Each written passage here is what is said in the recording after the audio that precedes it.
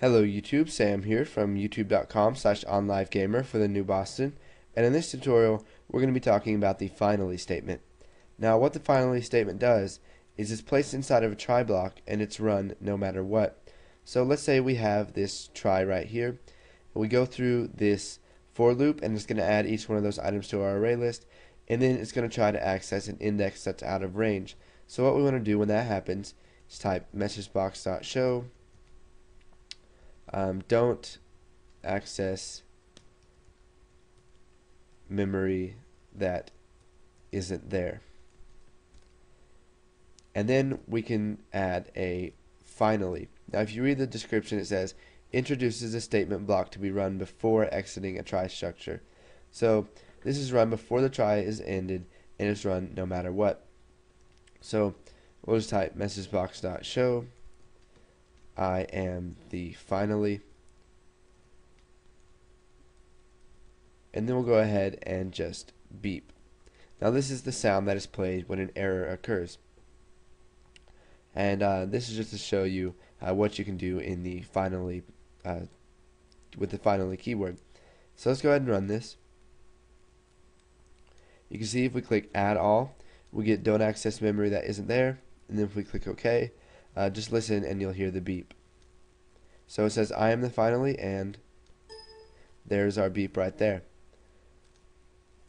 Now we can also use finally with multiple catch statements.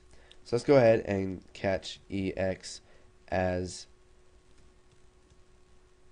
null reference exception, and then we'll just messagebox.show that is null. So we'll go ahead and create one of those exceptions here. So we'll just throw a new null reference exception. So let's go ahead and run this.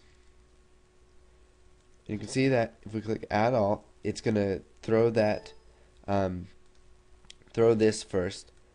Even though these catch statements are in different order, they do not go by order. So since the null reference exception is the first one that is thrown, it's going to go straight to this and do whatever's inside here.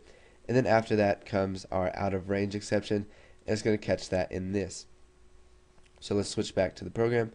It says that is null. We'll click OK, and it says I am the finally. And then if you listen closely, there's the beep that we added.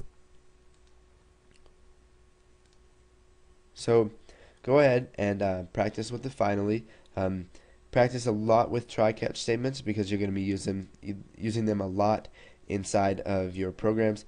They're very helpful, and I highly suggest you look through a whole bunch of the different types of exceptions that are built into Visual Basic, and read the description so you can know when to use them and what exceptions to use, so you're not just using a default exception each time.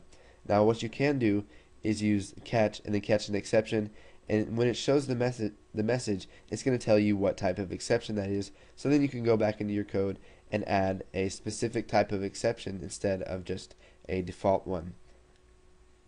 So like I've said before, go ahead and practice this, and then once you understand try catch statements and finallys, go ahead and move on to the next tutorial, where we will be learning about the when keyword.